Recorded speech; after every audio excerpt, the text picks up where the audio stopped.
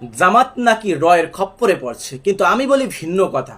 জামাতের খপ্পরে পড়েছে র, কিন্তু সেটা কিভাবে? আসুন প্রমাণ করি। জামাতের প্রোগ্রামে সন্তোষ শর্মার উপস্থিতি হওয়া ও বক্তব্য দেয়াকে কেন্দ্র করে বলা হচ্ছে জামাত রয়ের খপ্পরে পড়ছে। তো আমি দেখছি ভিন্ন চিত্র। জামাতের খপ্পরে পড়ছে র।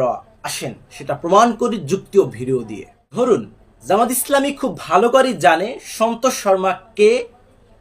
তিনি পাক্কা রয়ের এজেন্ট, তাকে খুব ভালো করে জামাত ইসলামী চিনে। এখন আমাদের সকলের কমন প্রশ্ন হলো, একজন পাক্কা রয়ের এজেন্টকে কেন জামাত ইসলামী এখানে এসে বক্তব্য দেওয়া? আপনারা খুব ভালো করেই জানেন বাংলাদেশে ইসলামপন্থীদের ব্যাপারে গোটা বিশ্বের কাছে একটি ট্রাম্প কার্ড হলো সংখ্যালঘু। এদেশের ইসলামপন্থীরা সংখ্যালঘুদেরকে নির্যাতন করে, তাদেরকে নিপীড়ন করে।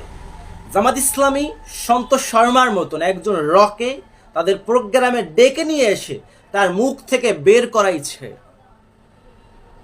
এদেশের সংখ্যালঘুদের ওপর যে হামলা হয়েছে, যে নির্যাতন হয়েছে, মন্দিরে যে হামলা হয়েছে, সেই হামলাগুলো এদেশের কোনো মুসলমান করেনি, কোনো মসজিদের ইমামও করেনি, কোনো মাদ্রাসার প্রিন্সিপালও করেনি। এই হামলা কে করেছে সেটাও তিনি বলছে, এবং তাদের বিচারের দাবিও তার মুখ থেকে জামাত ইসলামী বের করাইছে।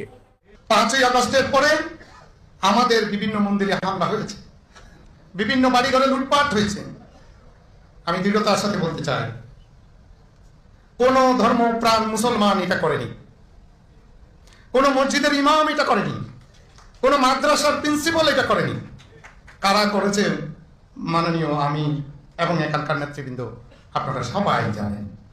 তারা দুর্বৃত্ত আমাদের দৃষ্টিতে, তাদের বিচারটা আমরা চাই। এটি 1 নম্বর পয়েন্ট।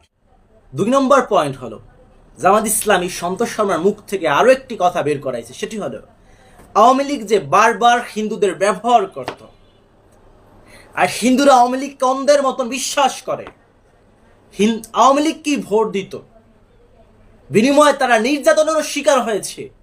জামাত ইসলামী এটাই সন্তোষ শর্মার মুখ থেকে বের করেছে, হিন্দুদের আওয়ামী লীগের আমলেও হিন্দুরা নির্যাতিত ছিল। 2018 সালের নির্বাচনের সময় যারা ক্ষমতায় আসলেন, তাদের নির্বাচনী ম্যানিফেস্টোতে ছিল যে এই 5 দফা পূরণ করা হবে।